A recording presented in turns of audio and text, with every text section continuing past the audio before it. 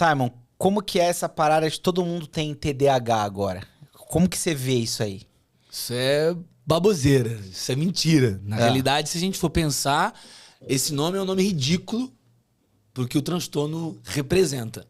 Esse nome não ajuda, esse nome mais coloca o transtorno como subvalorizado do que define o que é o transtorno. TDAH não é sobre hiperatividade, TDAH não é sobre déficit de atenção, TDAH não é nem um pouco perto disso. TDAH é muito além. E é por isso que hoje eu tô aqui pra gente falar a real sobre o transtorno. Tudo que você ouviu sobre TDAH, esquece. Hoje eu vou falar a verdade. Mas você concorda que virou meio com a moda Claro que das virou. pessoas falarem Virou que tem? por quê? Porque até o próprio nome não diz nada.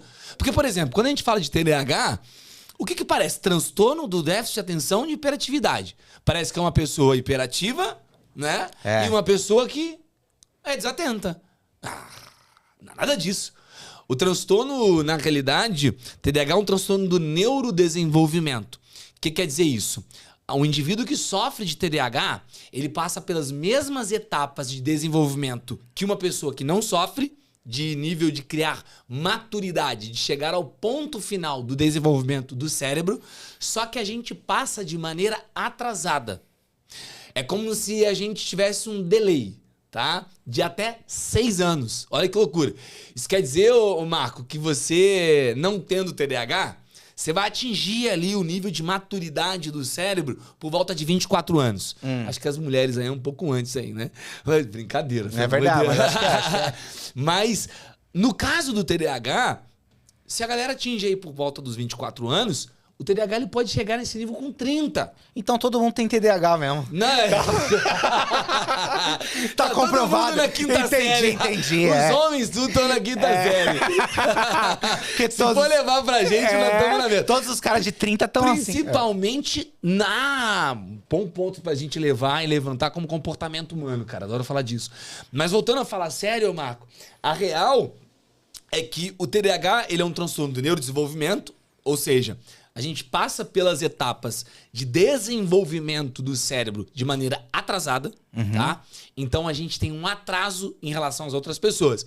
Quando eu falo atraso, Marco, não é retardamento, não é burrice, não é nada disso. É um atraso, não é de maneira qualitativa, é um atraso de maneira quantitativa. E aí eu vou explicar aqui quais são os 3 principais, atrasos do TDAH. Certo.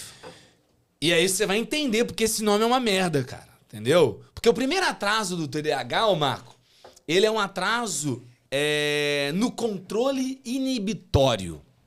O que é o atraso, Marco, no controle inibitório? Certo.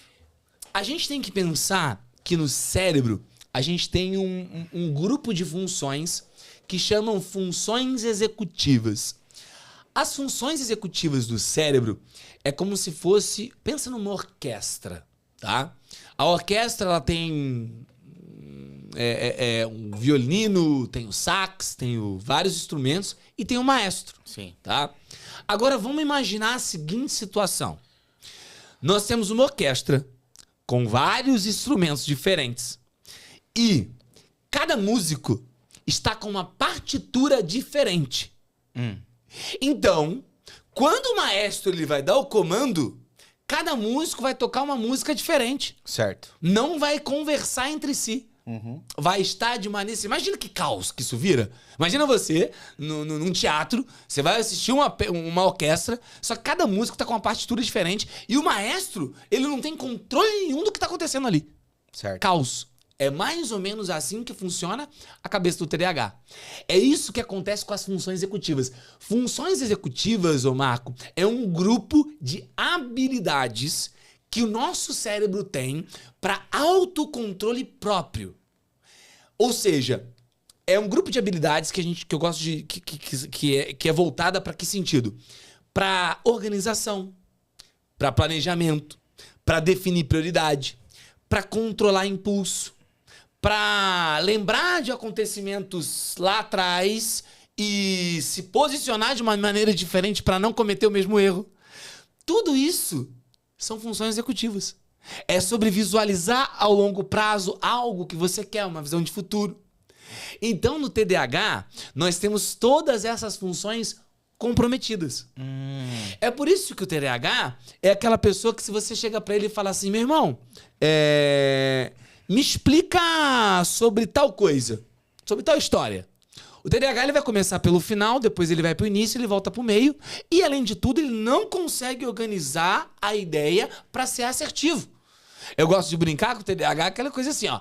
Se você vai me contar uma história, mano, acelera. Acelera porque eu não tenho muita paciência pra te ouvir. Agora, se você vai ouvir uma história minha, mano, segura, se prepara o cinto, porque, ó, nós vamos dar muita volta. Verdade. Então, a gente tem uma dificuldade com isso. É por isso que o TDAH ele tem uma dificuldade organizacional. Ele tem uma miopia temporal. O que é isso, né? A gente tem dificuldade de enxergar as coisas a longo prazo. A gente tem dificuldade de se organizar dentro de um tempo. O relógio do TDAH, Marco, ele não é passado, presente e futuro. Ele é agora ou não agora. Ou tem uma coisa que eu tô fazendo agora, ou se isso não é não agora, não interessa. A gente não consegue saber o que vai acontecer depois e a gente não lembra do que aconteceu lá atrás. A pior pergunta pra um TDAH é como você se imagina daqui 10 anos, Pelo né? amor de Deus, não faz uma coisa dessa. Eu ia nesse evento motivacional, se imagine daqui a 10 anos, crie uma vida extraordinária. Eu falava, cara, eu não consigo imaginar nem amanhã, velho. E isso é real, né? Então, assim, esse grupo de funções no TDAH, ele está prejudicado. E é por isso que nós temos uma falha no controle inibitório, em coordenar todas essas funções e muito mais do que isso, coordenar comportamentos. Por exemplo, eu não percebi, mas eu acho que desde a hora que eu cheguei, eu tô fazendo isso aqui com a cadeira, talvez. Você pode pegar num vídeo aí. Eu não consigo inibir esse comportamento. Ah, a hiperatividade. Sim, a hiperatividade está ligada a uma falha no controle inibitório. Aí eu não consegui inibir o meu comportamento para que ele seja adequado para uma situação. Muitas vezes é aquela pessoa que faz uma piada meio nada a ver num contexto que não faz nenhum sentido. Você fala, mano, não é possível que esse cara fez essa piada aqui dentro do velório. Sei lá. Ele faz, ele solta, ele não tem um freio. Né? É aquela pessoa que tem dificuldade de se organizar com coisas cotidianas. Pequenas. Às vezes você olha, o cara faz coisas grandiosas, mas coisas pequenas do dia a dia, de uma rotina, ele não consegue. O cara tá me descrevendo aqui. Isso. Tomara que minha mãe não assista. Isso, tá ligado? Há uma falha no controle. Ou então, tomara que ela assista pra falar, puxa vida, o menino vai ter jeito, então, talvez. Ela vai dar nome pra tudo que ela julgou, talvez, né? Então, assim, isso tá ligado a uma falha no controle inibitório. Vamos pensar sempre assim. Falha no controle inibitório está ligado a eu não conseguir inibir comportamentos para que eles sejam socialmente adequados para a situação que eu estou vivendo. Essa é uma das grandes falhas. A segunda falha, né, do TDAH é a falha na persistência. Cara, eu acho que essa, junto com a terceira falha, que é uma falha em se autorregular, são essas que realmente definem de maneira real o que é o transtorno. Aí você vai entender que não é sobre hiperatividade nem é sobre desatenção. Hiperatividade e desatenção é só a ponta do iceberg dentro de uma estrutura que é muito maior. Essa falha na persistência, ela tá ligada, ô Marco, a eu conseguir persistir em um comportamento, tá? Para que eu consiga atingir algo no futuro, né? Vamos imaginar, Marco, acho que depois que a gente chega na fase adulta, uma das coisas básicas que um ser humano adulto, maduro, ele precisa é de objetivos, né? E muito mais do que objetivos, persistir nesses objetivos para atingi-los, né? Acho que todo mundo tem sonho, todo mundo... Isso é até interessante falar, né? Sonho, tem muito TDAH que fala, não tenho sonho. Não é que ele não tem sonho, é que essa miopia temporal permite que ele só viva no agora e no não agora. Que ele só responda a tudo que está acontecendo. Então, muitas vezes a vida do TDAH ela passa e ele não vê. A vida do TDAH passa e ele não vê. Quando ele vê, ele tá com 40 anos. Quando ele vê, o relacionamento acabou. Quando ele vê, o emprego foi embora. Quando ele vê, ele olhou pra vida dele e falou assim, eu não fiz nada, eu não construí nada, eu não sei o que tá rolando na minha vida. Porque é agora ou não agora. Ele não tem essa perspectiva de futuro que tá ligada ao nosso córtex pré-frontal, que é onde a gente tem uma menor atividade. Que é onde ficam essas funções executivas que eu falei, que é o grande CEO, o grande maestro do cérebro. Que é como se você não soubesse muito bem se o futuro vai acontecer, Você né? nem... Claro que não, o futuro não existe pra gente. Ó, o que eu falei, é agora ou não agora? Porque tem gente que, não, daqui 10 anos eu quero estar assim. O TDAH não consegue ter isso. Não consegue. E eu acho... Você imagina... Isso é problemático. Porque se você entra no relacionamento, você quer imaginar e você quer construir algo futuro. Se você começa um podcast, você quer se imaginar e é preciso que aconteça essa visão para que você tenha um caminho, você continue. Você fala, não, eu quero atingir isso, isso e aquilo. Muitos TDAHs, eles não têm nenhum objetivo de vida. Mas não é porque eles são vagabundos, porque eles não querem nada, porque eles são preguiçosos. É porque o padrão de funcionamento deles é um padrão de agora, não agora, e apenas de respostas.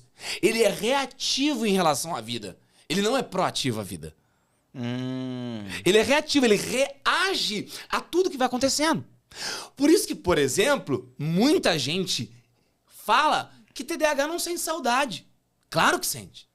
Só que a hora que me vem o objeto da saudade, se esse objeto da saudade não saltar aqui na minha frente, eu não vou lembrar da pessoa, da situação, do contexto. Eu posso até lembrar, só que a hora que eu lembro apareceu uma outra coisa aqui, que nessa hora é mais importante. E aí eu fui pra essa outra coisa e esqueci de mandar mensagem pra pessoa. E aí eu pulo pra outra coisa, e outra coisa. E eu fico pulando de coisas em coisas, e o meu objeto de saudade, ele é esquecido. Mas não é que eu não sinto, eu sinto. Eu só não consigo demonstrar e organizar de uma maneira categórica para eu conseguir canalizar o sentimento. E o TDAH, ele também se sente muito culpado por tudo que ele não faz, né? Claro! É uma vida de culpa, é uma praticamente. Perfeito. Tu falou uma frase que eu acho que eu não tinha pensado em falar. É isso. É uma vida de culpa porque, imagina, se veio na minha cabeça agora de mandar uma mensagem pra minha esposa, pra minha mãe, pra um amigo querido, e nesse contexto o Marco me ligou pra me chamar pra um podcast, eu lembrei, falei, nossa, eu preciso falar com a minha esposa. E aí, de repente, veio o Marco, eu já falei com o Marco, me empolguei com o Marco, esqueci da esposa de mandar mensagem, não mandei. E aí, chega a noite, a esposa manda e fala assim, pô, meu, você ficou o dia inteiro, tu não falou comigo? Aí vem a culpa.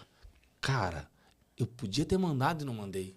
Eu lembrei de mandar e perdi. Culpa. Eu, às vezes, fico 15 dias sem falar com a minha mãe. 1 mês sem falar com a minha mãe. Caraca, você acha que eu não carrego essa culpa? A culpa de pelo menos responder uma mensagem? Tipo assim, o TDAH tá sempre devendo alguma coisa pra alguém, Eu tô sempre devendo alguma coisa pra alguém. Eu tô sempre em débito com alguém. Eu tô sempre falhando, eu tô sempre esquecendo. Eu tô sempre deixando pelo meio do caminho. Eu tô sempre abandonando. É até uma dificuldade de descansar, né? Como que descansa? A minha mente está toda hora respondendo algum estímulo imediato e quando não está me cobrando de algo que eu não fiz. Isso, exatamente. Não tem descanso, não tem paz. Não. Não tem. É uma mente que grita a todo momento. E que quando parece que está em silêncio, ela está gritando. É. E aí, essa mente, ela cansa muito. É muito difícil viver com TDAH. Sim. Você tá entendendo que eu não posso falar que é só hiperatividade, que eu não posso falar que é só desatenção? Porque tudo isso altera a identidade de quem eu sou. Tudo isso me traz uma percepção de falha, de incompetência, de vacilo, onde o único culpado pela vida de merda que eu tenho sou eu. Sim, exatamente. Só que não é uma falha de caráter. Não é vagabundagem, não é preguiça. É o funcionamento neurobiológico diferente. Que quando não é falado, que quando é marginalizado, todo mundo tem TDAH. Ai, faz a dancinha tal. Tantas coisas que você tem que tirar, né? Nesses vídeos merda que tem aí na rede social. Aí todo mundo fala, não, né? Mas todo mundo tem um pouco de TDAH. Porque é esquecido. Porque é imperativo. Não tem nada a ver com isso. Ai, 3 tipos de TDAH. TDAH hiperativo, o misto, o desatento. Para com essa merda. Essa classificação aí tá errada. Porque todo mundo é TDAH. Quem tem TDAH, tem TDAH. Não é hiperativo, não é misto, não é desatento. A hiperatividade e a desatenção não podem ser levadas como o critério principal de diagnóstico do TDAH. O que tem que ser levado é essa falha nas funções executivas, essa falha em persistir em um comportamento, essa falha em conseguir se regular. Olha aqui. Se você não fala pra mim que eu tô aqui, eu já tô aqui, ó. Parece que eu tô brigando com os outros. Eu não tô, só tô empolgado e feliz falando, porque aqui, ó. É isso, é essa intensidade muitas vezes. E sim, tem TDAHs que não tem essa intensidade que eu tenho. Que eles são mais ali e tal. Mas essas falhas que eu te trouxe, elas que são as falhas que realmente importam e precisam ser faladas. E aí vamos voltar aqui de novo. A falha na persistência, Marco, ela é uma falha que ela é muito importante a gente analisar, porque quando a gente pensa em persistência, né? Persistência envolve 3 coisas.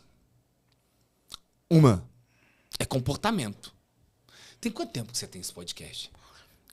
Fazendo ele direitinho, uns 2 anos. 2 anos. São quantos episódios? 225 o seu. 225. Isso envolveu persistência. Sim. Isso é persistência. É. Por quê? Porque envolveu o quê, Marco? Uma série... O que você teve que fazer para manter esses 225 episódios? Para estar 2 anos fazendo? Continuar acreditando. Continuar acreditando. Mas de maneira prática, quais eram as suas ações? Marcar o convidado, vir gravar, pagar o estúdio. Isso é o quê? Comportamento. Sim. Vou levantar e vou mandar mensagem? Isso. Pô, vou insistir no Simon, que a gente demorou um tempão pra vir aqui, mas tamo aqui, né? Vou acordar cedo. Vou marcar 3 hoje aqui junto pra poder aproveitar o estúdio. Energia, entrega, mensagem, organização, horário, isso é o quê? Comportamento. Segundo elemento da persistência, motivação. Você acha que 225 episódios, 2 anos, eles aconteceriam se você não estivesse motivado pra fazer isso acontecer? Não, né? Tu nem levantaria pra mandar uma mensagem. Porque motivação não é sobre uhul, vamos lá, gritar em frente ao espelho. Motivação é sobre um conjunto, né, de reações químicas no meu cérebro que vão liberar dopamina para que eu entre em movimento para fazer aquilo que eu preciso fazer. Olha a treta. O TDAH tem uma menor produção do neurotransmissor da motivação. Então, vamos continuar. 3. Terceiro elemento que envolve a persistência. Visão de futuro. No episódio 1 do Entrando na Mente, você não tinha... O que você imaginava? Cara, eu queria fazer uma coisa que fizesse sentido pra mim. E aí eu achava que fazia muito sentido eu conversar com pessoas, entrevistar pessoas e tudo mais. Mas isso que você falou, que até é uma característica minha também. Eu não tinha essa visão de, mano, em tanto tempo vai ter tantos seguidores, Ótimo. Não sei o que Mas lá, de entendeu? certa forma você teve uma visão do que você queria. Isso. Eu também. Sim. Quando eu comecei o TDAH pra gente grande. Porque tem uns caras que falam isso, né? Não, Tanto seguidor. Eu também nunca consegui. Em um ano eu bater 100 mil, nunca tem consegui esse ter essas coisas. É. Mas, tive uma visão de futuro. Sim. Então, olha o que eu acabei de narrar pra você aqui. Esses são os 3 elementos da persistência. Comportamento, motivação e visão de futuro. Sem esses 3 acontecendo, você não persiste em nada. Nada. E aí vamos começar a analisar. Primeiro, comportamento. Eu falei que o TDAH ele começa uma coisa, ele abandona, né? Ele vai pra cá, depois ele vai pra lá, ele tem dificuldade de continuar, né? Comportamento. Já falei. Já me desmotivei, já não quero. Ó, me organizar, lembra que eu falei? De organizar, mandar mensagem, fazer... O TDAH tem muita dificuldade nisso. Então ele pode começar muito empolgado numa coisa. Ele pode realmente querer algo. Mas por conta dessas dificuldades, ele abandona, porque ele não consegue colocar essas coisas cotidianas. Ele não consegue se organizar nisso. Aí o comportamento, que é um elemento crucial para ele persistir em algo até o final, no comportamento ele não consegue. Ele se atrasa, ele se embola. Pronto. Segundo elemento, motivação. O TDAH ele produz ele tem uma produção desregulada de dopamina. aquilo que não libera muito estímulo, aquilo que não faz sentido, aquilo que começa a ser repetitivo, ele abandona. Porque neurologicamente, ele já produz essa quantidade em menor em relação às outras pessoas. Ou seja, o elemento motivação, que é o que faz ele sabe o que tem que fazer, ele sabe como fazer, ele sabe tudo. Só que ele não consegue pegar o que ele sabe e colocar em ação. Para ele conseguir o quê? Continuar. Então, o elemento motivação, que é o elemento 2 da persistência, a gente também falhou. Vamos pro elemento 3, visão de futuro. Aí ferrou, né? Visão de futuro, é o que ela mais depende falta. do córtex pré-frontal. É o que mais que falta. é onde a gente tem menor atividade, eu não consigo. Então, olha que loucura. Para eu conseguir persistir num comportamento até o final, numa academia, num relacionamento, num emprego, pega a carteira de trabalho da galera do TDAH aí, pega aí. Pega a carteira de trabalho. Eu faço esse desafio, galera que estiver assistindo a gente. Eu tenho certeza que é um monte de emprego abandonado. Não ficaram nem no período de experiência. A minha, filho, não dá. A gente abandona, a gente não consegue 8, 18 horas. Não dá, não vai rolar. Então é muito empresário, é muito autônomo. É muito essa galera. Eu trabalhava com eventos. Artista. Depois fui trabalhar com política. Eu faço esse desafio aí pra galera. Não vai rolar. Não tá. Então, é por isso que a gente não consegue persistir no relacionamento, no emprego, num sonho, num projeto. Aí olha que loucura. A vida do TDAH, então, é uma vida onde eu começo e abandono. Eu nunca termino. Eu tenho muito potencial. Ah, mas ele é um cara tão inteligente, mas não termina nada. Nossa, mais uma coisa que ele vai começar e vai largar. É um eterno potencial. Eu sei do meu potencial. Geralmente ele é muito inteligente, que muito foi capaz. desperdiçado. É um sentimento eterno de potencial desperdiçado. Tipo aquele filme do Adam Sandler que a mina perde a memória todo dia, né? Todo dia Putz, cara, tá vivendo de novo. Todo dia tá vivendo de novo. Você tá entendendo? Aí, cara, olha aqui. Meu irmão, não estão falando aqui sobre desatenção. Não estão falando aqui sobre hiperatividade. Então esse nome é um nome ruim. Aí, olha o que eu tô te falando. Eu tô indo dentro de um transtorno que é um transtorno de performance. É um transtorno de intenção, onde eu preciso ser intencional para conseguir performar e chegar no objetivo de vida que me torna humano, útil na sociedade. O TDAH é o cara de 40 anos, é a mulher de 40 anos que não viu a vida passar. Que olhou para toda a tua trajetória e sentiu uma trajetória, um rastro de abandono, de incompetência, de incompreensão. Isso é a causa de depressão, de ansiedade, de dependência química.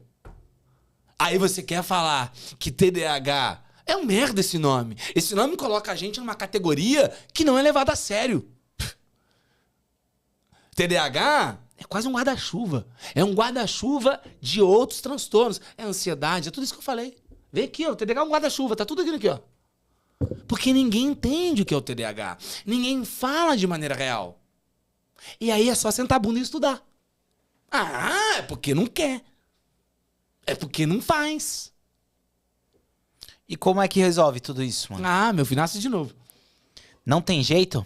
Tô brincando, tá, gente? Pelo amor de Deus. Tem jeito da gente levar uma vida funcional e feliz tendo TDAH. A primeira coisa é não querer ser igual às outras pessoas. Essa é a primeira coisa. Eu errei nisso um tempão.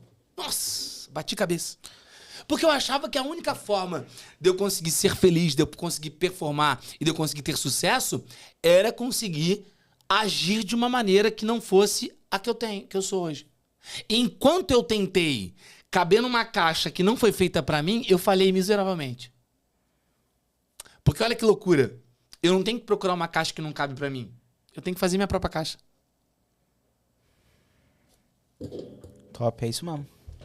Eu tenho que fazer minha própria caixa. Se eu vivo num mundo que não foi feito pra mim, e o mundo não foi feito pra pessoas neurodivergentes, Você tem que desenhar, autistas, você tem que desenhar o seu mundo. eu tenho que procurar um meio de me criar dentro desse mundo. Porque esse mundo vai ser um mundo hostil pra mim. Esse mundo vai ser um mundo que não vai me compreender.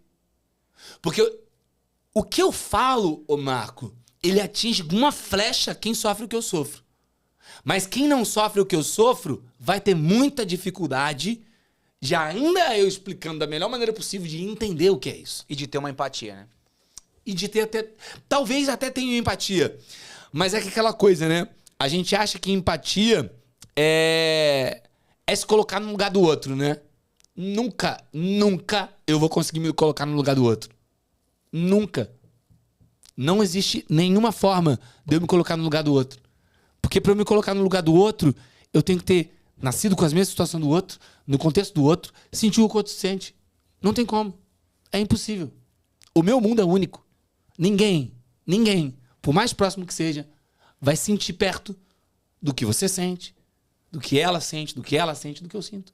Porque o nosso mundo é único. Não tem como me colocar no lugar do outro. Entende? Então é muito difícil.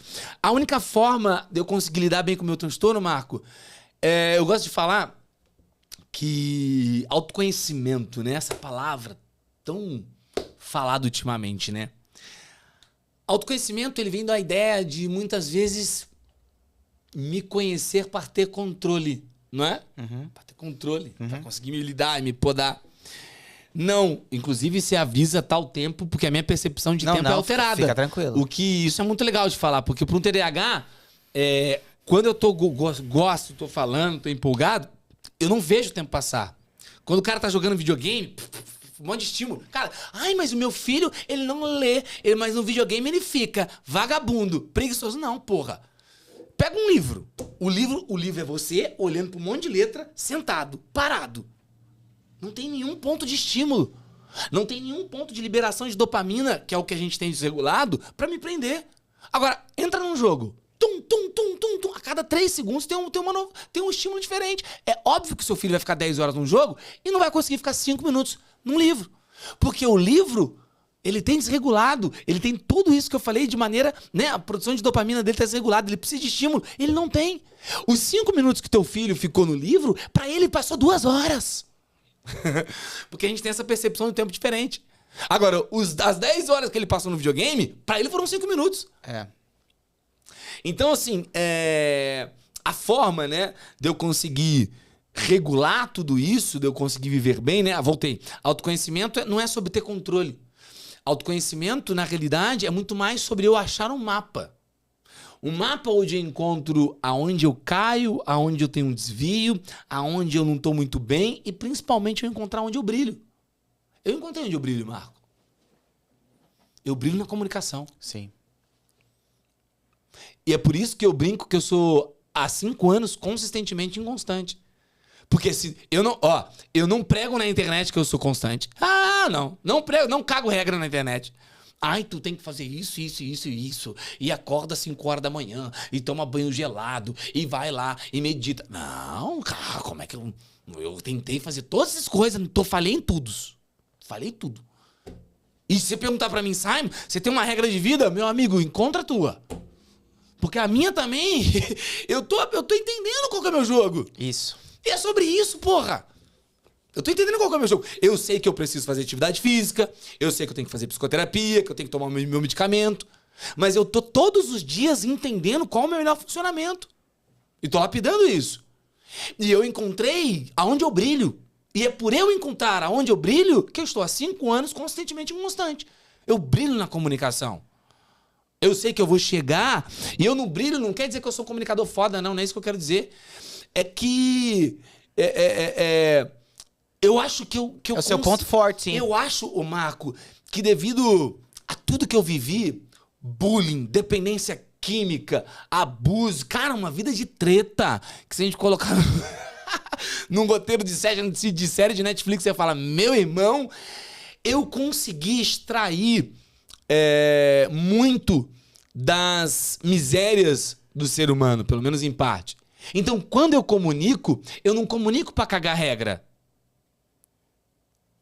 Eu comunico e eu, na realidade, me torno um portal onde o outro que está do outro lado, ele não me vê como, nossa, referência de tenho que fazer. Ele se vê representado. As pessoas que eu encontro na rua falam, meu irmão, você tem uma câmera na minha casa? Não, eu só descrevi minha vida.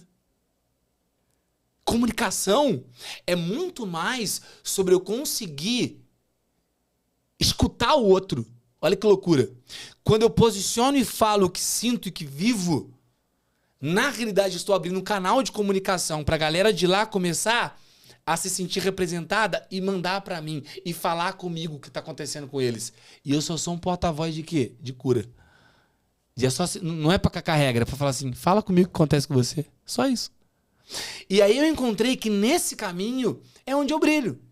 Com toda a humildade do mundo. E é isso que eu faço há 5 anos. É isso que eu faço há 5 anos. E aí, no meio do processo, eu vou me reinventando. Eu vou no podcast, eu participo de outro, eu vou em entrevista, eu invento um curso, eu dou uma mentoria, dou aula. Quando eu não quero dar nada, eu também falo, não tô muito afim, porque eu não tô afim de ver ninguém. Entendeu? E eu vou me reinventando nesse processo. E é isso que funciona legal. Uhum. Nesse tempo todo, eu já fui apresentador de TV. Você foi? Não sabia? Porra, eu já tinha o meu TDAH. Entendeu? Já, ano passado, eu fiz uma peça de teatro. No Frei Caneca, lotamos 800 pessoas. Nunca fiz uma aula de teatro. Depois da peça, eu fui fazer teatro. Que da hora. É sobre reinventar as minhas maneiras de brilhar, de comunicar, né? Sobre reinventar a forma que eu brilho. Tá. Se eu encontrei que é a minha forma de brilhar na comunicação, por que eu tenho que ficar sempre aqui num podcast? Não, eu vou pro teatro. Eu vou entrevistar alguém na rua. Eu vou dar uma aula. Eu vou... Dar uma palestra. Dar uma palestra. Sabe, eu tô aqui com você. Ontem eu tava com outro, daqui 2 eu vou sair daqui, eu tenho um outro. Amanhã eu vou dar uma palestra num evento. Então, olha que esse dinamismo não é a mesma coisa sempre. É se reinventar dentro daquilo que funciona pra você. Entendi. Por isso que você chamou de autoconhecimento, né? Por isso que eu chamei de autoconhecimento, não como uma forma de controlar. Ontem eu fui num podcast com o Caio Carneiro, e o Caio Carneiro chegou pra mim e falou assim, você é uma usina nuclear. Foi a forma que ele definiu. Mas por quê? Porque é essa potência toda, é essa energia toda. E eu fui em muitos podcasts uma época com medo das pessoas me olharem e me acharem demais. Foram os piores podcasts que eu fiz. Porque eu tentei controlar isso que eu sou. Eu não quero dizer que eu tenho que parar de eu sou assim, eu nasci assim, sabe? De síndrome de Gabriel. Sim, sim. Não é isso. Eu estou melhorando a cada dia, a cada experiência, né? Se eu tô num relacionamento, eu tenho que entender que eu sou desse jeito, mas não é pra virar pra pessoa que tá comigo e falar assim, ó, eu sou assim, vai ter que me aceitar assim. Não, é falar, ó, eu sou assim, mas junto a gente vai se transformando, a gente vai melhorando, você vai me ajudando e a gente vai se desenvolvendo. Isso não é relacionamento amoroso, isso é relacionamento de amizade, isso é relacionamento de sócio, de tudo, entende? As pessoas, ninguém gosta de mim porque eu tenho TDAH, porque eu tenho transtorno bipolar, porque eu tenho autismo, enfim, não sei qual que é a dificuldade tua. Não, as pessoas, não é que elas não gostam de você por causa do que você tem, é porque você não tem uma postura proativa frente ao que você tem. Ninguém vai deixar de se relacionar comigo porque eu tenho um transtorno. Se deixar, é livramento. Glória a Deus, vai embora. Ela vai deixar se ela olhar pra mim e falar assim, véi, não sai do videogame. Véi, não quer se desenvolver, não procura um tratamento. Véi, não vai treinar. Véi, eu falo pra ele que determinada coisa às vezes não é legal pra mim e eu vejo que ele pode esquecer, mas eu não vejo nenhum movimento dele pra melhorar. É por isso que as pessoas vão embora. Por não ver em você uma postura proativa de o quê? De se desenvolver. E não é só quem tem transtorno. É qualquer pessoa tendo transtorno ou não. Você vai querer se relacionar com uma pessoa que você olha e a pessoa não quer se desenvolver? A pessoa não quer melhorar? Claro que não. Então as pessoas deixam de se relacionar com a gente por causa disso. Eu sei que não é fácil se relacionar com uma pessoa. Não é. Mas não é, eu acho que ter essa visão me ajudou, o Marco, a conseguir a viver de maneira mais leve, cara. Eu perdi 6 óculos nos últimos 3 meses. Entendi. E aí, você antes não eu pode ficava colocar puto. um peso nisso. Sim. Não. Mas eu tenho que se atentar. Entendendo. Sim. Isso é autoconhecimento. Autoconhecimento é sobre eu olhar e ter um mapa onde eu caio, onde eu desvio, onde eu falho e principalmente onde eu brilho. E quando tu encontrar onde você brilha, vai por ali.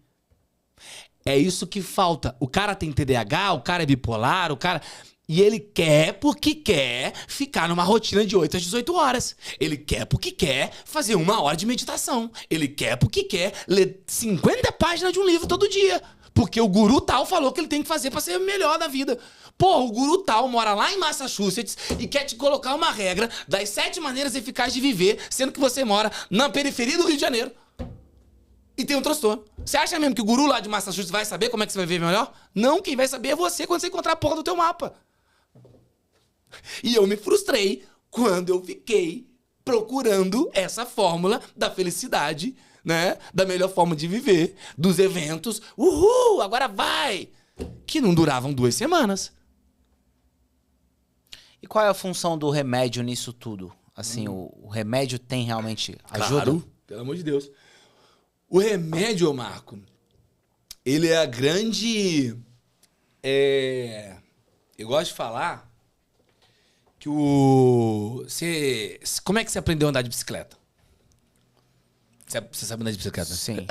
Vai que não sabe. Eu tô aqui. Pô, não sei. Aí fudeu. Geralmente vai alguém te empurrando e tal, não sei o quê, aí depois você começa a andar sozinho. Foi seu pai, alguém? Sim, meu padrasto. Padrasto? Ele colocou aquela rodinha? Ou não?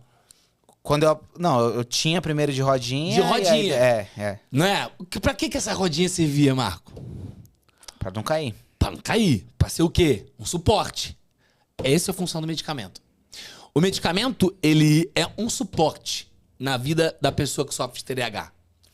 Pra quê? Mas o que seria o cair no TDAH? Então, o cair você não toma... Por exemplo, eu quero transformar a minha vida. Eu preciso de fazer psicoterapia, eu preciso de entender como eu funciono tendo transtorno e, principalmente, eu preciso de mudar hábitos, mudar comportamentos. Preciso treinar. Eu preciso me alimentar melhor.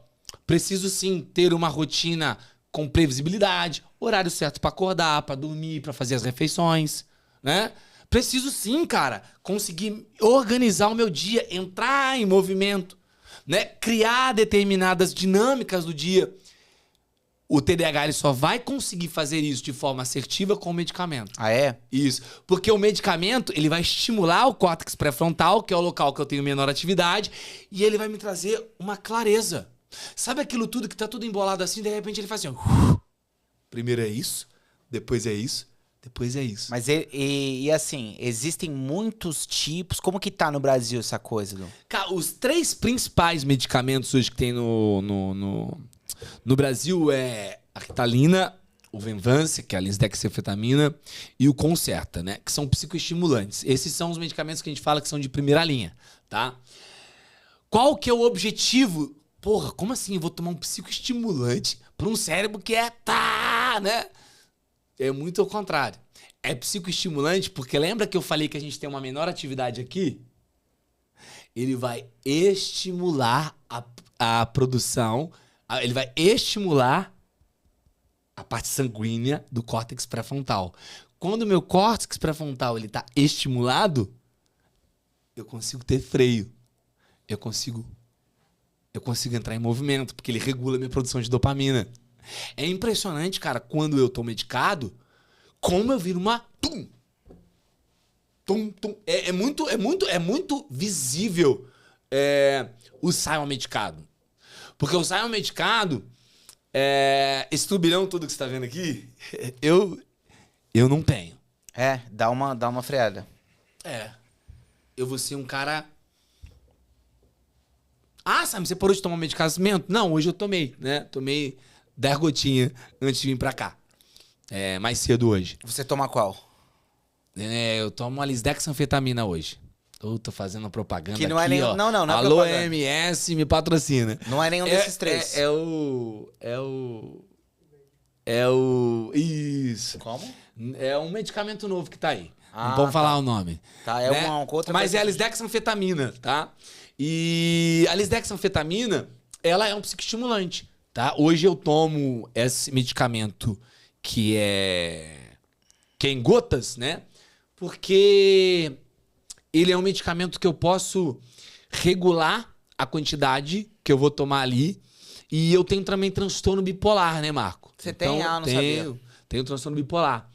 E No transtorno bipolar eu tomo medicamento todos os dias. Tomo de manhã, tomo à noite, né? Então, assim, às vezes, uma pessoa que sofre de TDAH e também sofre de transtorno bipolar, ele pode acabar tendo uma desregulação no transtorno bipolar se ele tomar psicoestimulante. E isso aconteceu comigo por um tempo, né? Às vezes o psicoestimulante ele pode me colocar num pico de mania, que é como se eu tivesse o transtorno bipolar, falando de maneira bem resumida, tá, Marco? Que ele é um transtorno muito sério, que tem que ser muito detalhado, assim como o TDAH. Ele é um transtorno, como o nome fala, bipolar. Bipolar não é o cara que tá assim, de repente fecha a cara e briga com todo mundo. Não. Isso aí é uma mudança de circulação de humor que pode acontecer, inclusive, com o TDAH. Que é legal a gente falar disso, que eu não cheguei nem a falar, que é a terceira grande falha. Me lembro de falar. Mas o bipolar é aquela pessoa que durante uma fase, ele tá no pico, no alto da roda gigante. O que é isso?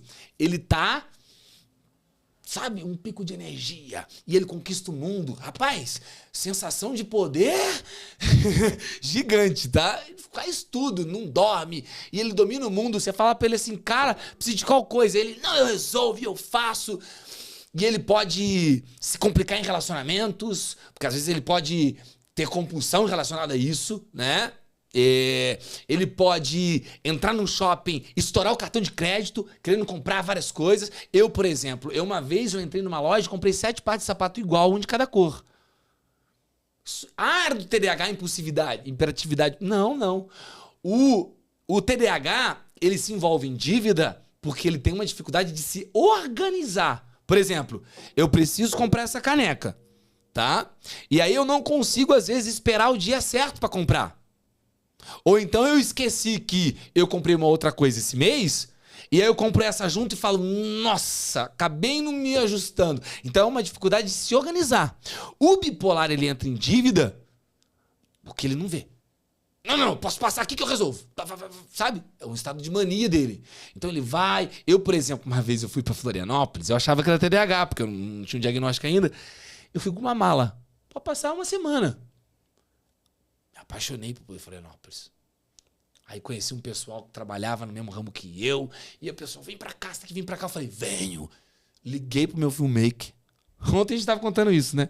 Liguei pro meu filmmaker. Falei, Patrick... Tinha acabado de montar um apartamento. Mobiliar um apartamento. Tá? Novos móveis. Patrick, vou morar em Floripa. Pode doar todos os meus móveis e todas as minhas roupas. Que isso, Ele mano? doou móvel novo, roupas minhas. E amigo meu lá em casa, que eu tava em mania e não sabia, eles olhavam assim, pô, Simon, gostei desse quadro aqui. Eu catava, toma de presente. Amigo meu ia lá em casa. Sim, um monte de amigo meu ganhou tanta roupa minha, velho. Porque o cara olhava, nossa, tô com um monte de roupa que eu não uso. E saía dando pros outros. E eu falava, não. Depois eu falava, cara, cadê aquela camisa que eu gosto? Eu dei pra alguém. Então eu não entendia, mas era um estado de mania. E eu trabalhava, cara, eu ficava trabalhando, tipo assim, eu dormia 2 horas só. Ideia. E loucura. Aí tem lá embaixo, depressão. O vale.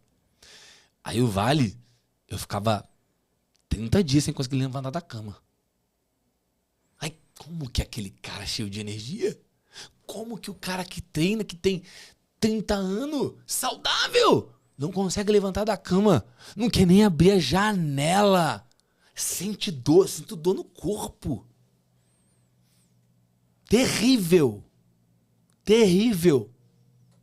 E não é uma depressão, um estado de depressão que é uma tristeza, né, de pulsão de morte. Não, é simplesmente eu não consegui, velho.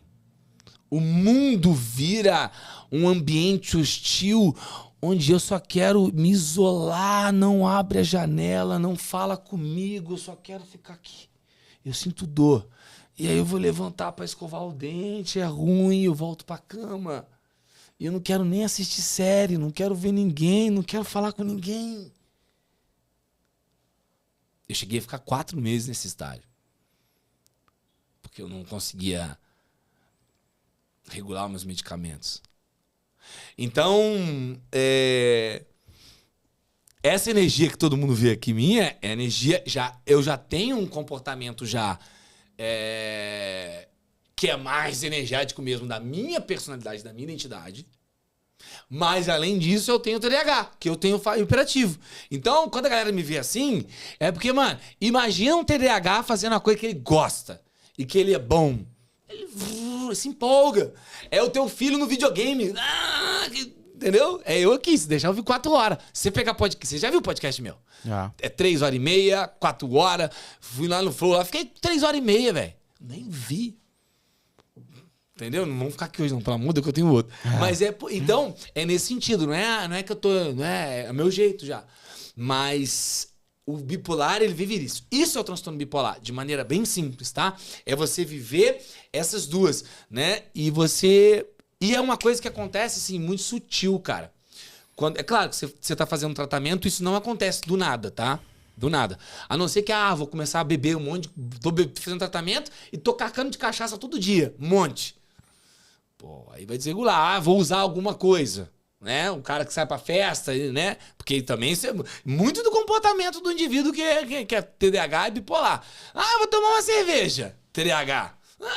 Todo mundo fala, vamos pra casa, TDAH. O quê? Ir pra casa? Acabei de chegar. Não, bora! Esquece. Por quê? Lembra que eu falei? Ele não lembra que ele amanhã tem que acordar às 7 horas. Porque ele vive no estado de agora ou não agora. Agora eu estou aqui, então vou beber. Entendi. O não agora é 7 da manhã. Dane-se. Amanhã eu vejo. Então o TDAH já é um cara muito presente. O TDAH, ele vive num estado eterno de presença. Mas não presença no sentido de saber o que está acontecendo. Não estado real de presença. É um estado de viver sempre no presente, mas reagindo aos acontecimentos, não estando presente de fato. Porque você está prestando atenção em tudo. Respondendo a todos os estímulos. Eu tô aqui com você, mas eu consigo ouvir o barulho do computador que tá ali. Se a gente parar agora, ó, você ouve? Eu tô ouvindo ele a todo momento, desde que eu comecei. Qualquer coisa chama minha atenção. Se eu tava vindo pra cá, o negócio da minha camisa tava aqui, ó. Tive que arrancar, acabei de furar a camiseta aqui. Por quê? Porque se eu tivesse aqui no podcast com você, eu sentindo esse negócio aqui, é todos os estímulos a todo momento, velho. Eu tô sentindo tudo. Tudo. E isso demanda muita energia. Eu respondo. Então, olha que loucura, Marco. Pode parecer besteira. Mas eu aqui contigo e aquele computador fazendo barulho, você não faz ideia do esforço mental que eu tenho que fazer pra continuar presente com você. É? É. E ninguém sabe disso. Se eu tivesse com aquele negócio da camiseta aqui, ia ser o computador ou a camiseta. Tudo. Tudo me chama atenção. Estão gritando lá fora. Sim. Você tá entendendo? Você imagina essa pessoa 24 horas do dia assim. Chega uma hora, velho, que a única coisa que eu quero é me isolar. Agora eu tô animadão. Por isso que às vezes o cara é mais comunicativo e tudo mais, tem uma hora que ninguém entende que ele quer ficar sozinho, isolado. Você é louco, velho. E não é sobre ser comunicativo, tem muito TDAH. Gente, vamos deixar claro. O fator comunicação do Simon não é característica de TDAH. Tá. É característica do Simon, que acoplada com um transtorno que me traz um perfil de hiperatividade, ele vira isso aqui. Mas a comunicação é do Simon. Porque se a gente falar que todo TDAH é igual ao Simon, um monte de TDAH não vai se identificar. É por isso que falar que todo TDAH é inteligente. Já viu isso aí? Não, TDAHs são muito inteligentes. TDAHs são muito criativos. Quem disse? Isso é uma baita de uma romantização. Tem TDAH que tem QI abaixo da média. Eu conheço um monte. Avaliação neuropsicológica, o QI dele tá abaixo da média. Como que eu vou chegar pra esse cara e falar que todo TDAH é inteligente? Ele vai olhar e vai falar o quê com ele? TDAH é criativo. Não. Nem sempre. Nem sempre. Então, são vários estigmas. E cuidado. Esse tempo começou a rolar uma postagem no Instagram que TDAH tem 300 vezes mais chance de empreender. Mas é por causa disso que você falou. A É dificuldade de se engaixar mas aí você me traz. Tem TDAH que ele tem um perfil que ele precisa da regra do 8 às 18 horas certinho, que ele não se encaixa nisso. E eu quero saber de onde que veio esse número 300 vezes. Que pesquisa que foi feita? De lugar nenhum. Você tá entendendo? Isso é o quê? Chamar um tema. É isso que me deixa puto, Marco. Puto. Porque é pegar um tema que viraliza, né? Que tá em alta, e aí essa galera aí, performática, sensacionalista, que só tá preocupado com like, pega um transtorno que é sério, que mata 4 vezes mais em acidente, que 60% dos indivíduos já vão ter envolvido com um tipo de droga, você tá entendendo? Que tem 3 vezes mais de acidente de carro, 4 vezes mais chance de doença sexualmente transmissível.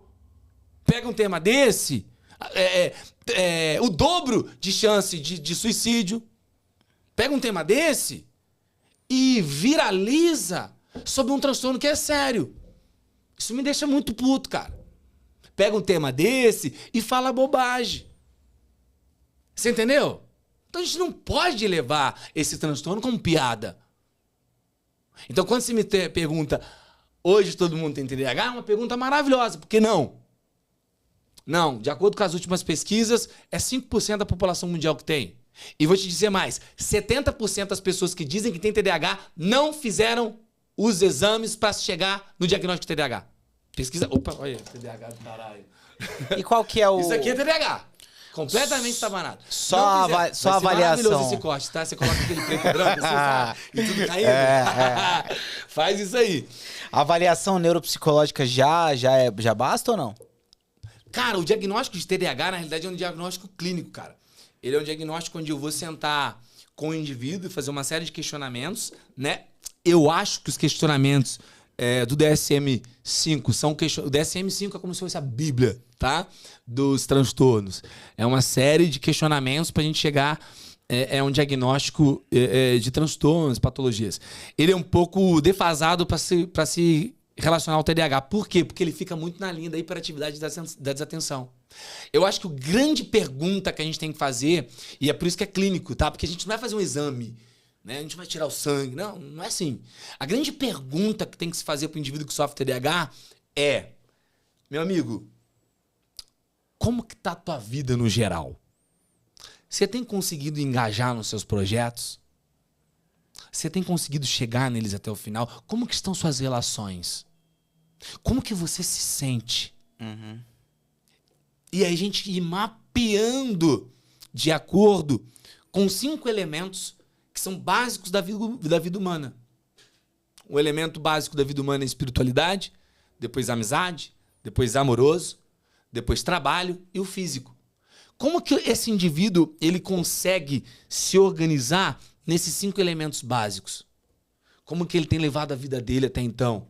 Se você pega uma vida de uma pessoa com TDAH, um adulto, né? Vamos pro lado adulto, tá? E aí é um adulto que não para em nenhum emprego, abandonou vários relacionamentos, não conseguiu concluir nenhum projeto, não terminou nenhuma faculdade. Eu abandonei 6 faculdades. 6. Eu fui o cara que passou em 12 públicas. Caramba. Abandonou 6. Olha que merda de sentimento que eu me senti. Porque eu tinha uma expectativa gigantesca em cima de mim. Entendeu? Você começa a analisar. Abandonou faculdade, abandonou todos os empregos, não para no relacionamento. Tem alguma compulsão? Cara, compulsão alimentar é uma das grandes coisas que o TDAH sofre. E ninguém fala isso. Por quê? Porque eu busco na comida o meu automedicamento. Eu consigo tirar a dopamina que eu preciso para me automedicar. O vício, seja em álcool ou qualquer outro tipo de droga, é uma forma de quê? De me automedicar. Não tô falando aqui, não tô defendendo nada disso não. Só que é a forma que o nosso cérebro, ele encontra de gerar aquela dopamina que falta para silenciar a gritaria. Porque ele vai buscar em algum lugar. Você tá entendendo? Vício em jogos, em pornografia. Pessoas que sofrem desse transtorno têm sim maior tendência a isso. E se a gente for pegar, Marco, alunos com TDAH, 70% dos alunos com TDAH, sem pesquisa feita disso, já logo na 2ª série eles são excluídos do grupo de amizade, dos amiguinhos. Porque eles funcionam diferente. É aquele amiguinho que tá lá jogando bola, aí ou a bola passa e ele tá viajando, ou então ele tá um Tasmania. E uma treta, e não sei o quê, e que ninguém quer perto. Por quê? Porque o TDAH ele vai fazer o quê? Ele vai arrumar um jeito de chamar a tua atenção. Como é que ele vai arrumar um jeito de chamar a tua atenção? Implicando com você. Quando ele implica com você, ele é mais ajeitado ainda. Que fita. Cara, como que é a relação da... Porque Aí, assim... só desculpa de ter guarda essa pergunta. Graças a isso, Marco, o que vai acontecer? Sofreu bullying desde a segunda série, 70%. Cresce uma criança o quê? Com trauma. Ele vai curar a vergonha de ser quem ele é aonde? Na compulsão. A compulsão e o vício, Marco, além do fator biológico e neurológico, sim, porque o TDAH tem uma produção desregulada de dopamina, etc. A compulsão e o vício, ele vem com uma forma do teu cérebro silenciar a vergonha que ele tem de algo. Todo adicto, todo compulsivo, a pergunta que nós devemos fazer para ele é: do que você tem vergonha? É essa vergonha que ele quer esconder. A droga, o objeto de compulsão, é uma forma que o cérebro encontrou de conseguir esconder e por alguns segundos, alguns minutos, não sentir essa vergonha. Você falou que você já teve experiências, né, de dependência química e tudo mais, já usou cocaína e tal. Como é que foi essa parada?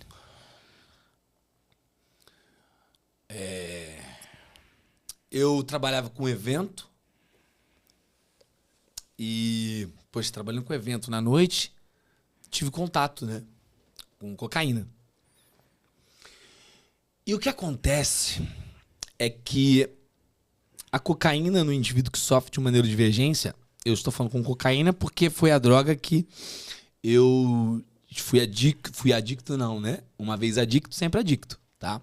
Porque eu posso estar anos sem usar a droga, só que se agora eu usar, o cérebro ele não se recuperou, não. Ele volta de onde ele parou, mano. Caramba. Essa é a treta da dependência. Por quê? Porque a gente acha que, eu tô há tantos anos, se eu der um negocinho aqui, tá de boa. Meu irmão, a hora que você der, é a volta de onde parou. Essa é a treta. E a treta é que você nunca pode se sentir confiante o suficiente pra achar que tá bem. Nunca. Mas voltando, eu trabalhava com evento e eu tive contato, cara. Quando eu tive contato, a droga, né, no caso da cocaína, pra quem sofre de um TDAH, por exemplo, cocaína é um estimulante. O que a gente tem em menor produção? Dopamina. Quando eu uso, eu tenho uma explosão e no lugar ela silenciava a minha cabeça. Você se sentia bem? Se eu te falar que eu ficava focado. Acredito. Não tô falando pra usar, pelo amor de Deus.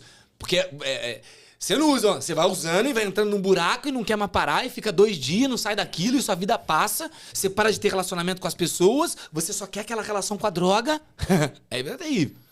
Entendeu? Porque não é uma dopamina igual um medicamento que foi feito certinho, com toda uma engenharia, todo um estudo pra poder liberar tudo certo, né? Não é, não. É uma droga que acaba com a vida. Ela destrói tudo que você construiu. Tu perde a tua vida. E a grande treta da droga, cara, é que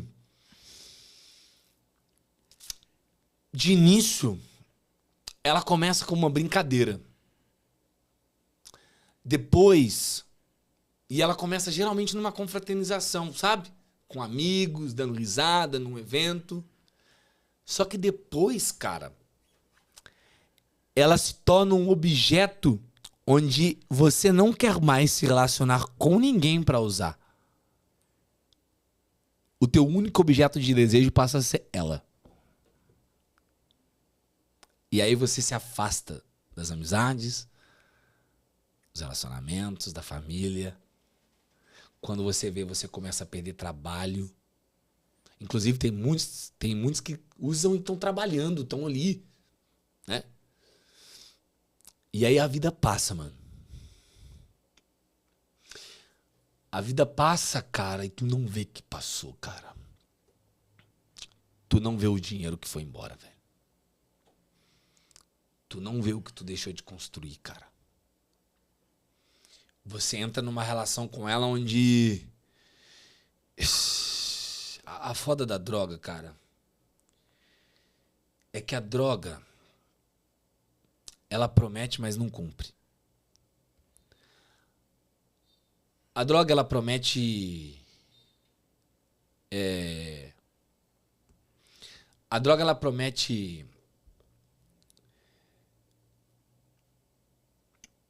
Ela promete esconder você e tirar você de uma vergonha, de um trauma, de um abuso, de um jeito diferente de ser. E aí você busca nela uma forma de... O seu cérebro, ele busca nela, né? E ele aprende com ela que por meio dela, quando você usa ela, é a forma onde ele, pela primeira vez, ele não sente aquela vergonha.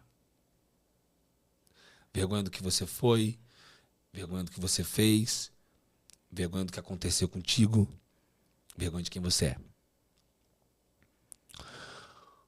E por alguns segundos você não sente mais aquela vergonha que te acompanhou a vida inteira.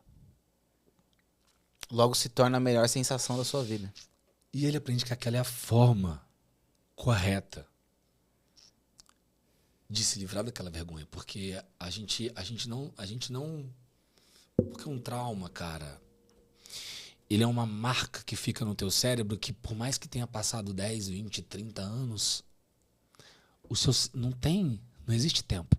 O tempo é uma percepção humana que a gente criou, mas não existe. É o mesmo filamento do acontecimento que está no teu cérebro. Então ele vai te acompanhar, ele vai doer.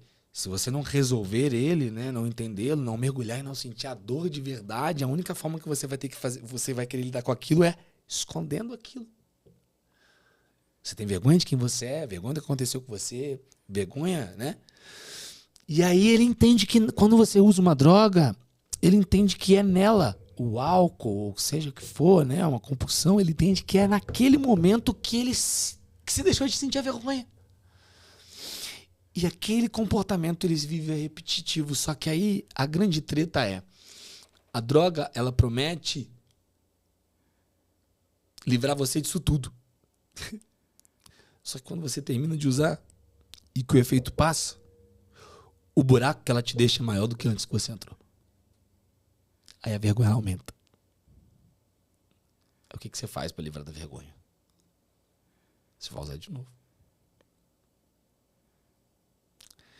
E esse é o ciclo. O dependente químico, ele não deveria ser visto como o responsável. Não.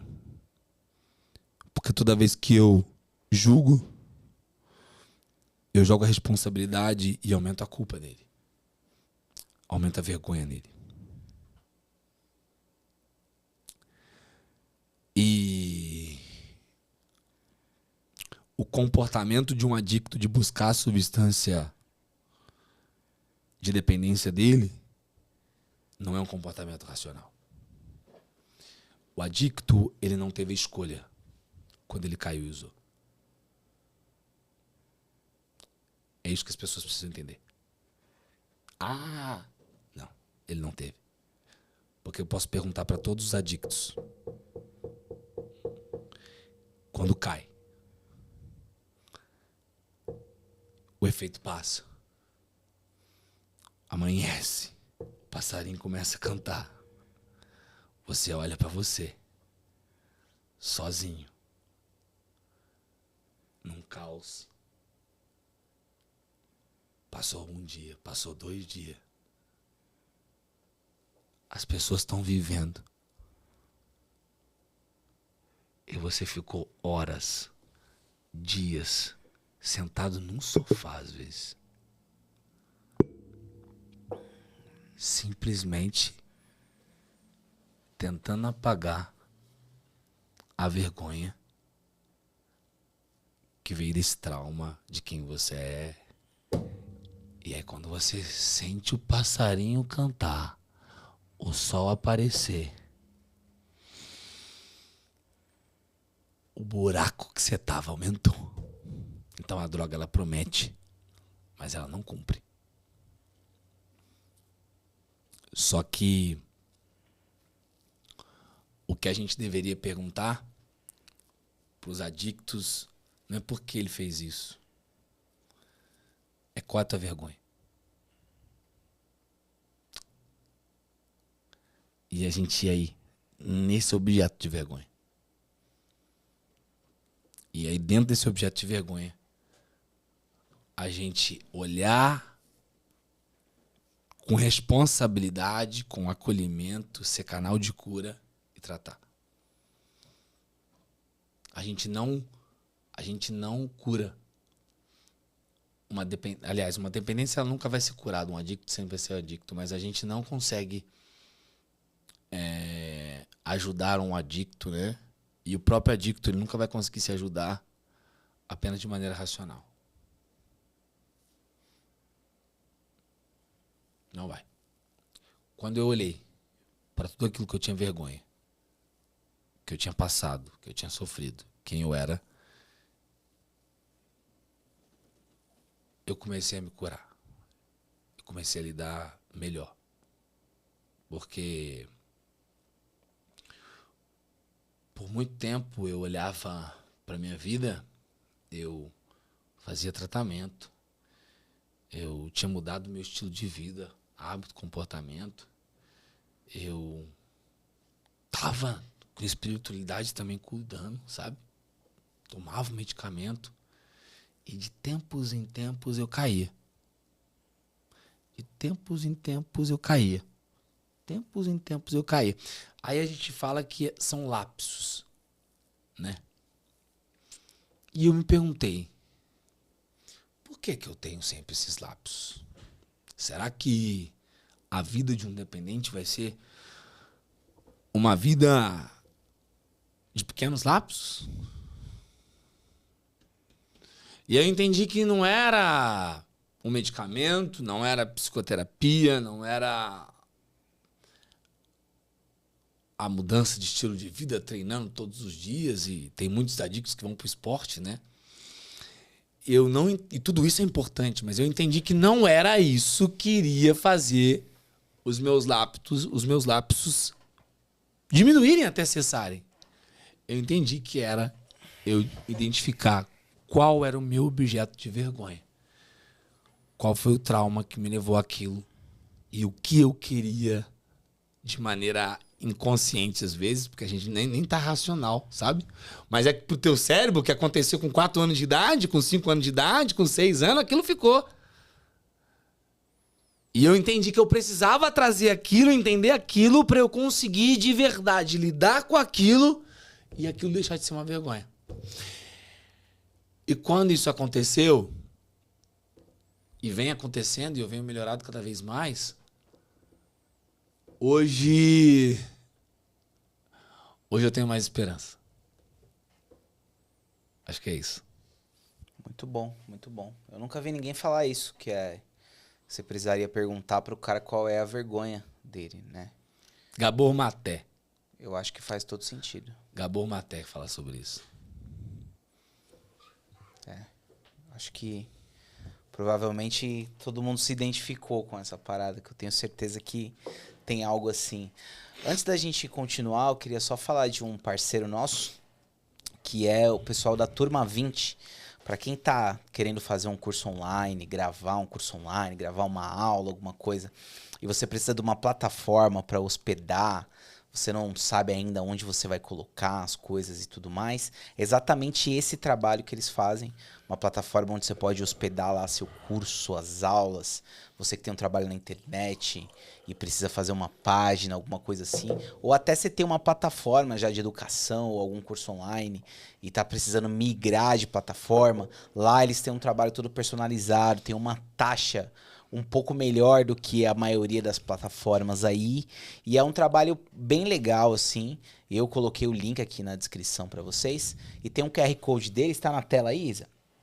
Então, o QR Code dele está aparecendo aqui. Se você apontar, você vai direto para o site deles lá, e se você usar o cupom NAMENTE15, tem desconto, beleza? Então, na hora de finalizar ali, você põe na mente 15, tem desconto, você vai falar com os consultores deles. E é uma plataforma muito legal, eles estão dispostos a conversar com você, personalizar um espaço, você que está querendo fazer comunidade, igual o Simon tem comunidade, você que está querendo fazer curso, você pode hospedar tudo lá. Turma 20, é bem legal o trabalho deles, inclusive eles mandaram um presente pra você, ô Simon. É mesmo? Cadê? Gosto de Deixa eu ver. presente, cara. Peraí. Ó o TDAH. Ih! Cara, mano. Tá aqui. Aí. Podcast que eu não ganho presente, já aviso, viu? Fico triste, tá? Eu Aí, ó. adoro ganhar presente. Ih! Obrigado. Posso abrir? Pode. Ô, Aí, ó. louco, velho. Não é possível. Isso aqui é muito da hora, velho. Obrigado aí, ó. Turma 20, plataforma digital de educação. Muito bem. Top. Pô, colocar o café e servir os outros ainda. Aí, ó. Legal, né? Muito bom, muito Isso bom. aí, galera. Obrigado. Entra lá. Mano, uma outra parada que eu ia te perguntar é assim. O que você tava falando dos medicamentos, né? Por exemplo, às vezes o cara tem TDAH e ansiedade. Só que um remédio tipo Venvance ajuda numa coisa e aumenta a ansiedade. Tem já uns remédios que ajudam nas duas coisas ou ainda não estão Cara, desenvolvendo? na realidade, quando acontece isso, velho, o medicamento ele pode até piorar tudo, né? É. Então, eu gosto de falar, né? Muitas vezes, quando a gente tem outras patologias, transtornos envolvidos, às vezes a gente vai ter que primeiro regular um transtorno, Tá. tá? Trazer ali... Por exemplo, trabalhar a ansiedade primeiro vamos trabalhar a tua ansiedade, entendeu? Porque a ansiedade é algo que todo mundo tem. Agora, o transtorno de ansiedade generalizada é aquilo que... A ansiedade, ela vem de situações ansiogênicas. O que são situações ansiogênicas? São situações que geram ansiedade. E existem 4 tipos, né, de situações que geram ansiedade, né? Então, essas situações ansiogênicas geralmente estão envolvidas a coisas, lugares, pessoas e situações. Vamos pensar. Coisas. Se eu olhar para tal objeto, tá? Que vai me remeter a alguém, celular. Celular é uma coisa que me dá ansiedade. Se eu olhar a quantidade de notificações, o chefe me cobrando, né? E eu não consigo responder, não dou conta. Então, só de eu olhar o celular, aquilo me causa ansiedade. Coisas. Lugares. Passo num lugar onde eu sofri algum tipo de discriminação, ou então eu passo num lugar onde eu frequentava muito com o meu ex, né? Ou então meu escritório, meu lugar de trabalho, né? São lugares que me dão ansiedade. Coisas, lugares, pessoas. Olhei pro meu chefe, olhei pro meu ex, ansiedade. Situações. Vou estar num podcast. Vou viajar de avião. Dirigir, então, sim. tudo, a ansiedade, ela tá ligada a essas quatro situações. Coisas, lugares, pessoas e situações, tá? E é normal ter ansiedade. O que não é normal, ô Marco, é, por exemplo, eu olhar pro celular, ter ansiedade e pegar esse celular, colocar dentro do guarda-roupa, não olhar pra ele e ficar escondendo, não conseguir responder. O que não é normal é eu deixar de ir no mercado, porque o dia que eu fui no mercado, a recepcionista, ela não foi legal comigo, né? Ou então eu vi o meu ex lá. E aí eu começo a não querer mais ir no mercado, não entrar no mercado. Então aí a gente já começa a ter uma situação desregulada, que não é natural da ansiedade. Por quê? Porque na real, Caio, a ansiedade é algo bom pro ser humano. O que não é bom é um transtorno de ansiedade. O que não é bom é quando ela te paralisa. Entende? Mas a ansiedade, ela te coloca em movimento, pô. Eu saber que amanhã eu vou apresentar uma palestra e aquilo, me trazer, isso vai colocar em movimento. Vai fazer eu preparar a palestra. Vai fazer eu estudar. Você tá entendendo? O que não é legal meu Deus, eu tenho que fazer palestra. Paralisei. Não consigo. Entendeu? Então, qual a maneira de combater a ansiedade? Entrando em movimento. Parece a coisa mais louca possível, né? Mas a maneira de eu conseguir lidar com a ansiedade, de eu lidar com a depressão, né? Quando ela não tá em situações exageradas, tá? É eu indo no ciclo oposto. Eu não quero fazer aquilo me causa um desconforto. Geralmente em situação de saúde mental e de relações humanas, o que te causa conforto tá ali o caminho onde você tem que seguir, né? Mas é claro que nós não estamos aqui falando para um depressivo que não consegue levantar a mão. Levanta e... Não é isso, né? Mas o que faz combater isso é eu indo no ciclo oposto, tá? Que é eu entrar em movimento. Então, assim, quando a pessoa tem uma ansiedade generalizada, quando ela tem objetos, né, de ansiedade, aquilo realmente causa um prejuízo, ela não consegue estudar, ela não consegue trabalhar, ela não consegue se relacionar, ela não sai de casa. Nós temos que primeiro tratar isso. Primeiro resolve isso, para depois a gente resolver outra coisa, tá? Porque, sim, um medicamento, ele pode causar uma piora daquilo. E a gente tem que entender também, pessoal, que muitas vezes o medicamento, determinado medicamento que você vai tomar, por ser psicoestimulante, ele não vai te fazer bem mesmo. Ele vai te dar taquicardia, ele vai te deixar, né? Isso não é ansiedade. Isso é uma estimulação que dá uma angústia, né? Uma euforia que incomoda. E aí também a gente tem que rever a dosagem, a gente tem que rever se aquele é o medicamento ideal, né? Mas quando acontece essas... Porque é um guarda-chuva, como eu falei, o TDAH, né? Quando às vezes tem uma depressão, quando às vezes tem uma ansiedade, um transtorno bipolar, a gente vai ter que manejar a forma de tratar, tá? Vamos tratar primeiro isso, resolve isso, depois vamos ver outra coisa. E, mano, assim, tem prejuízos pra mente, pra essas coisas, a pessoa usar o remédio por muito tempo? Cara, não. O psicoestimulante, isso é uma grande... Vamos lá, cara. Gostei de sua pergunta. Eu acho que não me perguntam muito isso. E eu gostei mesmo. Porque, vamos lá. Se a gente for... Já respondo sobre o TDAH. Mas vamos pegar um transtorno bipolar. Eu tenho que tomar um medicamento por causa da minha vida, velho. Por causa da minha vida. Não tem coisa, né? Aí, vamos pensar pela seguinte situação. Se eu não tomar o medicamento, cara, eu vou viver essas flutuações. Eu vou fazer loucura. O meu cérebro vai ficar numa chama ali de produção desregulada de neurotransmissor, de substância, que aquilo, a longo prazo, vai me matando, vai causando uma degeneração do meu cérebro, tá? Se eu não tomar o medicamento, tá? Eu posso contrair doença. Olha as taxas que eu te falei aqui de coisas, tá? Eu posso me acidentar.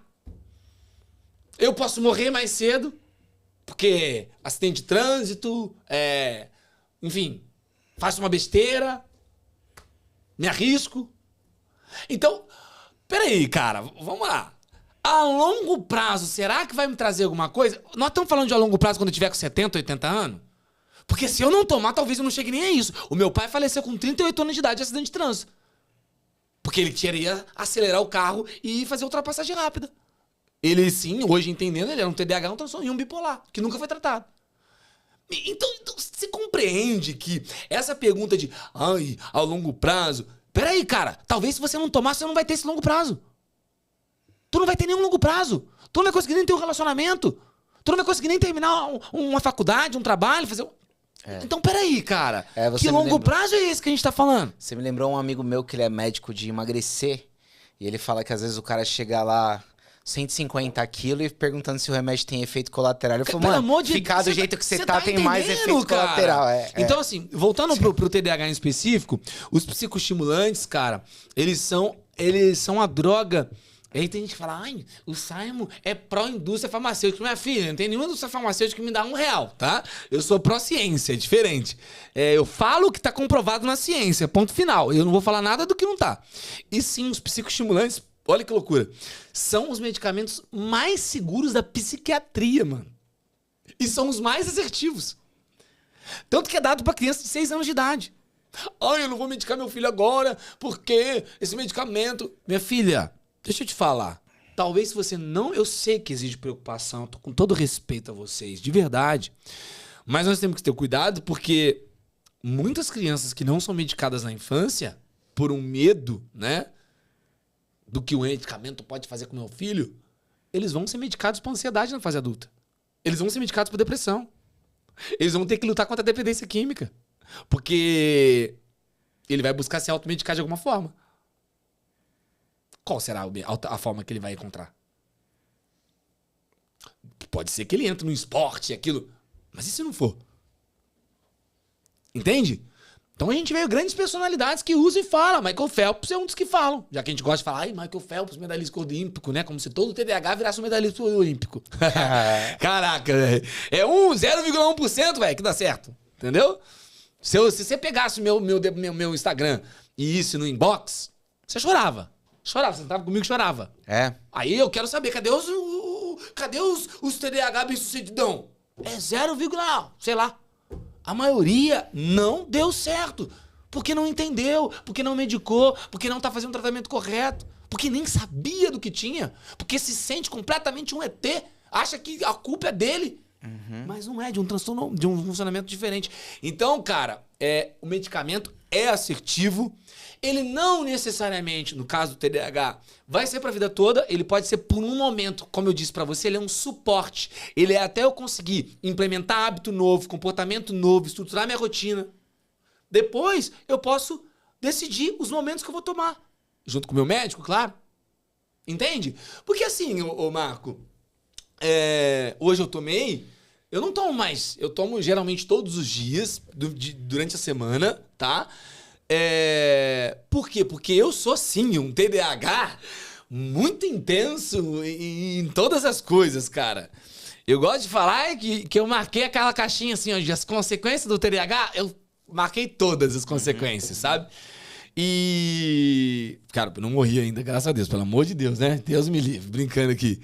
Mas olha que merda como é que a gente fala, você viu como é que você não pensa e vai lá e fala? Olha as besteiras do caralho. Porra, nada a ver o que eu falei, enfim. Não. Tenta não fazer nada não, porque senão vai ficar ruim esse corte aqui. Não, cancela, depois passar, né? Em preto e branco ele lá, todo. Mas assim, a galera gosta. Pô, só você colocar os pi. Tem um monte de vídeo meu que tem pi, Sim. enfim. Esqueci o que eu tava falando. Eu sou um TDAH que marquei tudo, né? Então... Você usa o remédio todo dia. Isso, lembrei, obrigado.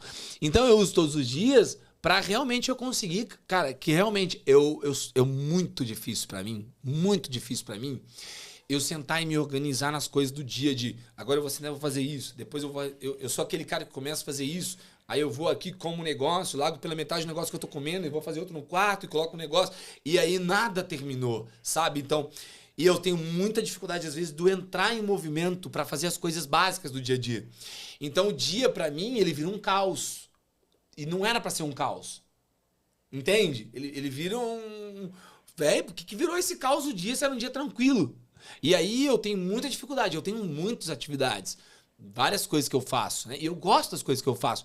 Só que nem tudo libera dopamina, nem tudo é legal, pô. A vida adulta não é legal a todo momento. A vida adulta, na real, é pra sentar e chorar, né? Então, assim, eu preciso tomar pra eu conseguir entrar em movimento, pra eu ter o upzinho ali de... agora eu vou fazer, agora eu vou responder, agora eu vou sentar pra me organizar. Mas, por exemplo, final de semana, eu não tomo. Às vezes eu sei que eu vou ter uma rotina tranquila, que eu posso, então eu não vou tomar. Entendeu? Por quê, cara? Porque eu consegui adaptar a minha vida, adaptar o meu dia. Mas tem pessoas que vão ter que tomar por um tempo, até estruturar a vida, cara. Até reorganizar a vida. Entendeu? Tem que reorganizar a vida. E aí entra uma treta também. O TDAH, ele começa a melhorar. O TDAH é bipolar.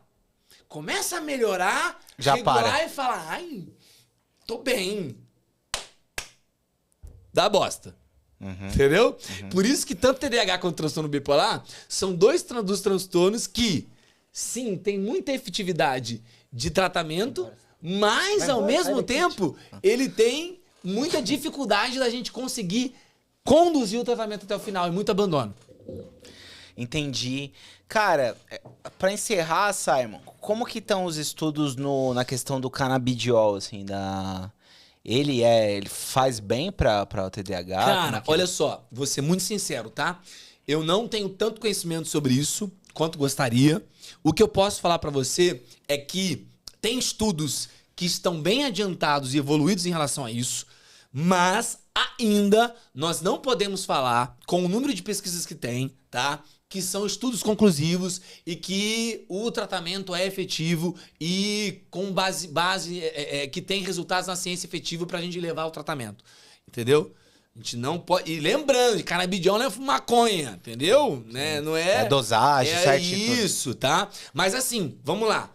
Existem estudos, tá? Que estão dando resultados muito promissores pro tratamento do TDAH e que podem ser que num futuro próximo a gente consiga falar, olha, temos evidência suficiente de que o tratamento dê certo. Só que ainda hoje, com o número de estudos que se tem, a gente não posso falar aqui pra você, dá certo? Não. Cara, pra encerrar, eu queria que você falasse um pouco da sua comunidade, como é que funciona. Nós temos a comunidade Divergente, né, cara? Que é uma comunidade onde você paga lá R$ 29,90 e você vai ter acesso aí a uma série de conteúdos meus, de outros profissionais, não só sobre o TDAH, mas transtorno bipolar, ansiedade, autismo, enfim. É uma comunidade aí sobre saúde mental, sobre hábito, comportamento, e onde você vai encontrar uma galera que com certeza é meio esquisita no bom sentido, igual a você. Você vai se sentir em casa. Legal, é só o cara ir lá no seu Instagram. Isso, que vai encontrar isso a gente lá. Tem mais alguma coisa que você queira divulgar, mano? Não, cara, na realidade é isso. Agradecer você pelo carinho, por não desistir. Que é isso. Eu que agradeço. Me chama mais vezes que eu vou ficar maravilhado de vir. Comigo não tem isso. Bora. Vamos trocar mais ideia, tá? E o pessoal acompanhar a gente aí, manda mensagem, pergunta. Eu sou um cara que realmente gosto de responder a galera.